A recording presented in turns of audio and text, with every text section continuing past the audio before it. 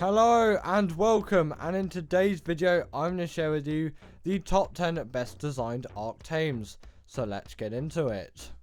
In at number 10 is the Bionic, and this creature is obviously very widely renowned and recognized for its insane caving abilities, but also its character is an extremely iconic one too, with its elongated tail and very sharp teeth, and also its tendency to just eat fish meat.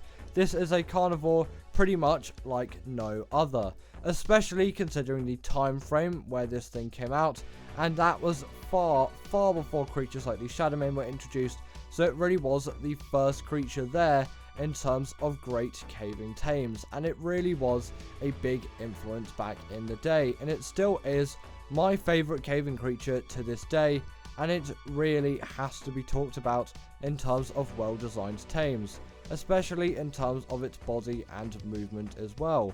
It's got a really slim figure, it moves really fast, and its model is heavily detailed as well, and obviously, like I said, a very iconic one.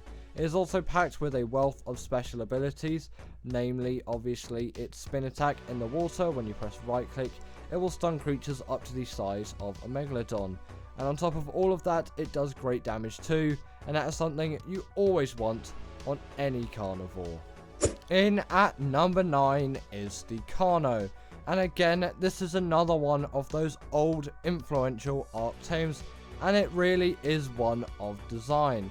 And if you've never seen one up close before, they will definitely make you laugh when you actually look up to it. Its arms are so comedically tiny, you cannot help but laugh at it.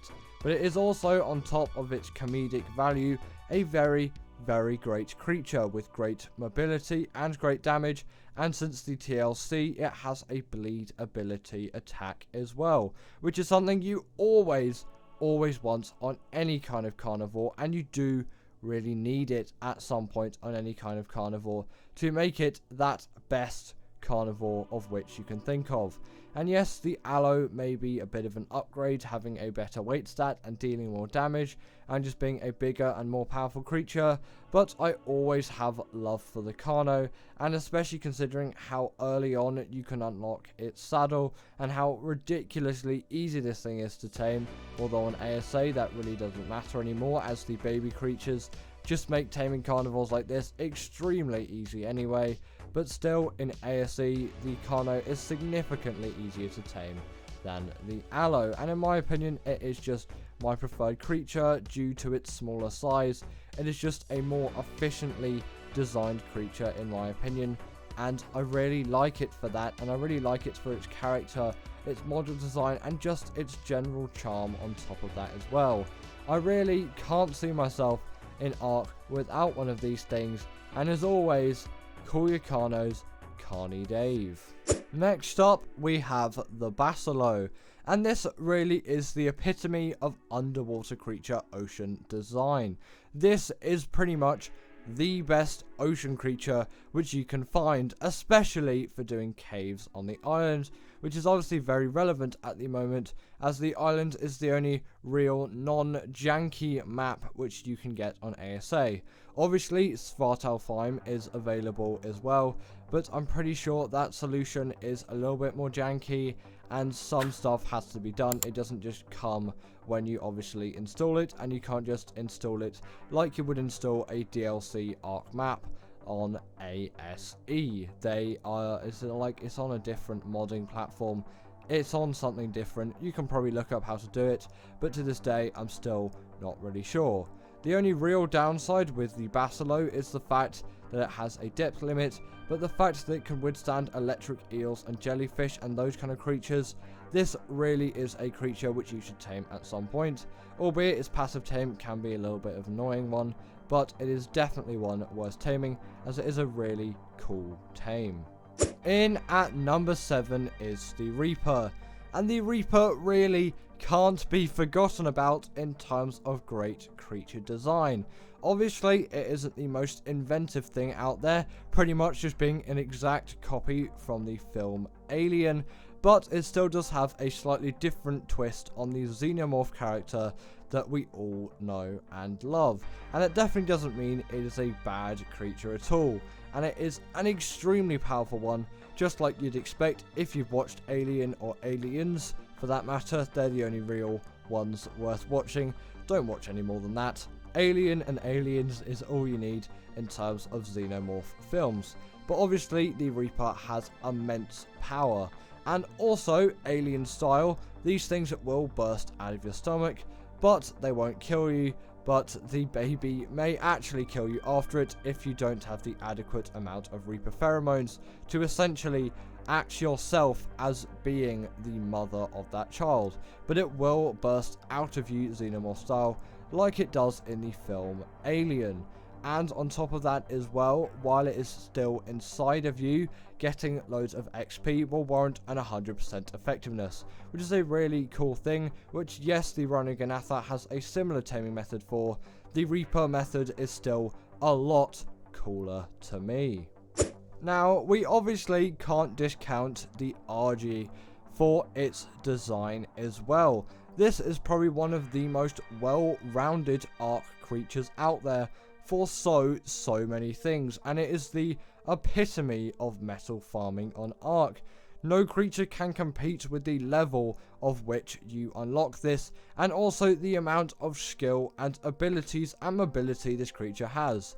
Albeit it isn't the fastest flyer, it will still pack a punch in terms of damage, and it has stamina to fly over the long run, and it also has weight to carry any resource of which you wish, especially things like metal, crystal and obsidian, which have insane weight reduction.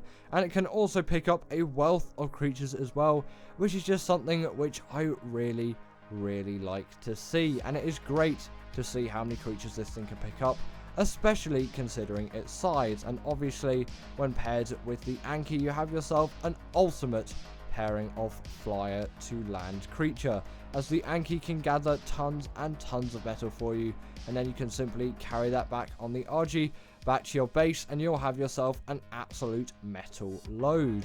And also on top of that, it does have a portable smithy as a saddle, so if any of your metal weapons break, always make sure to have a couple of spare metal ingots in the RG saddle, and you can simply fix up a pick or a hatchet or a piece of flak armor if you've just done a cave run.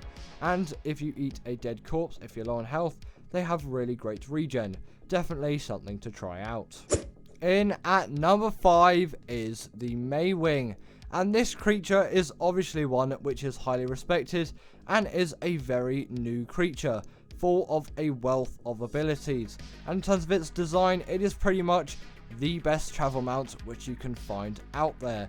Obviously, it doesn't compare to the RG in terms of utility, but in terms of speed and getting around the place, the Mwing will do significantly better.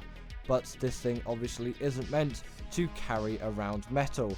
It is meant to carry around babies, as its saddle has 4 points where you can hold any baby creature. Doesn't matter what they are, we don't need to care about size or scale, they'll simply scale down into the saddle. Not really sure how that works, but you know, it is Ark, I guess, and we'll just go along with it. And obviously the Mwing also acts as a portable feeding trough as well, which obviously does help baby growth too. And yes, a feeding trough isn't the most expensive thing. It is so much more convenient to have this thing out, as you don't have to use up loads and loads of meat, and you can easily move that feeding trough around if you have multiple bases. Not to mention that if you belly flop on bushes as well, you can gather berries with it too. Now, the Deinonychus really can't be forgotten. This creature is one of immense skill and immense power, and is probably the best boss creature to date. And in terms of its model design, it is definitely one of intricacy and great detail. This thing has an insane amount of model detail, and with all of its feathers, it really is a nice model.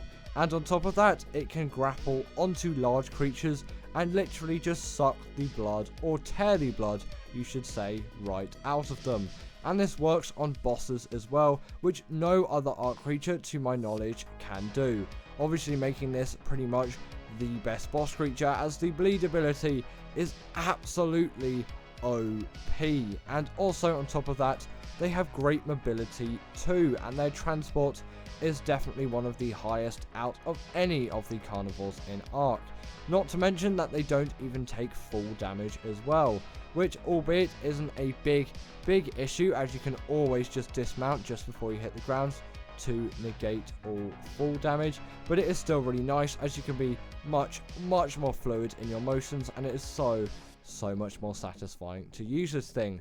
Not to also mention that it does have the pack buff too, making this even better for bosses, as obviously you're not just going to be bringing one.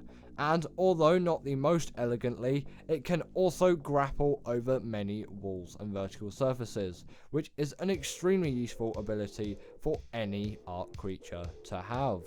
In at number 3 is the Shadow Mane, and this creature is again one of the newer ones, but it really has to be mentioned really high on the list for its design. The Shadow Mane is just there every time when it turns to good design in terms of Ark, and this really was a great decision from Wildcard to include this thing in the game, as it is now one of the most popular Ark tames out there by far, and at the moment the Shadow Mane is being widely used by everyone. But mainly people are just going to tame the highest level male and highest level female, and then just breed them, as their taming method is an absolute pain, and I have done it a couple of times and I really don't want to do it again, but I will obviously at some point when I play through Gen 2 on ASA, whenever that is. I know the release dates have kind of been announced, but it may be a bit rushed or it will be delayed, who knows at this point with Wildcard. But also, some people don't know about this, the Shadow Mane is a great swimmer too, but it kind of makes sense considering its codename is literally Lionfish Lion. In at number 2 is the Dezmodos Dracula, and this thing is obviously again one of the newer Ark tames, but it is just one of such great design that it seriously can't be discounted on this list, especially considering its insane design and also its insane ergonomics. This thing is one of the best controlling flyers out there, obviously having the glide ability shared with creatures like the Snow Owl and the Griffin, but yet somehow seems to be even smoother than the two of them, while dealing insane amounts of damage as well, being great for farming blood bags, which no other Ark creature can do, being able to grapple onto walls and vertical surfaces, even ceilings like a Tapijara, and also making Sanguine Elixir, which is an absolute cheat for tames. Not to also mention it can go invisible too, although only at night time, and that won't work on Extinction, or at least I didn't manage to get that to work, so maybe don't use these things on Extinction. And finally, in at number 1 is the Vonaur, and this may be a bit controversial for many of you, but I really am fond of this creature's design, and in terms of creature design, model design and abilities, I think this is the coolest out there, obviously literally being a living, moving turret, which no other Ark creature still to this day has done. And obviously Extinction came out like 2018, 2019, not quite sure when it was, but it has either way been a long while, and I'm actually seriously questioning why Wildcard hasn't actually revisited this thing, as it is literally my favourite tame to use at the moment, especially considering I am replaying through Extinction. It is just so fast, easy to control, and it deals immense amounts of damage with its turret ability. Albeit you wouldn't use it this close to a creature, you would just use its general hack and slash ability, but just for demonstration, I was just showing it to you there. And also its animation kind of does look really creepy as well, but in terms of the way that this thing attacks, no other Ark creature can compare to this thing in terms of design, and also just in general how creative this creature is, which is why I put it in at number 1. But anyway, that is the end of today's video, and I really hope that you enjoyed this one. And as always, comment down below what are the best design creatures in your opinion, and I'll see you later.